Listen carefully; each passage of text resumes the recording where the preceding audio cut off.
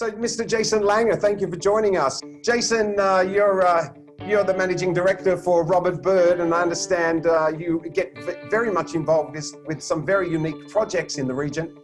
But before we specifically look at the UAE, I was wondering if you could give us a little bit of an understanding to the internationality of your company, where you're based throughout the regions, and if you could give us a bit of a brief on what you're seeing throughout the Australasia European marketplaces with regard to the construction activity today, and how does this compare with what you're also seeing in the GCC region?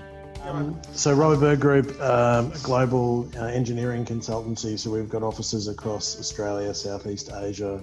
Middle East and the UK, and we're seeing, I guess, a generally consistent trend of the volume of new projects coming through everywhere in the world is gradually slowing. That said, the trends are not necessarily what we expected. As the COVID pandemic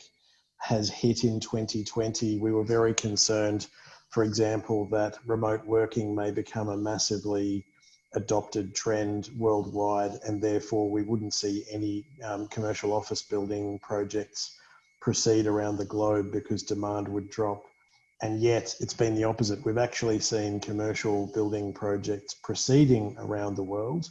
because there is an expectation that post-pandemic, when people work out what their office of the future is going to be, there's going to be a flight to quality office buildings and quality office space that can be designed to suit the new needs of the modern workforce. And so we're actually seeing developers who believe their product is going to be premium grade, continuing to push the go button on their projects. We're also seeing infrastructure projects continue to happen on the basis that whilst this pandemic may have significant impacts on the world in the short to medium term, the sort of the 1 to 3 year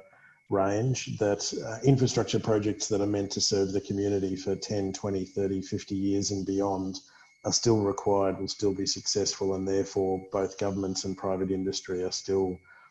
putting emphasis and finance behind those big projects. So whilst there's a global trend to a lower volume of projects everywhere, and that's the case in the Middle East as well as globally, we are actually seeing some particular sectors still staying strong.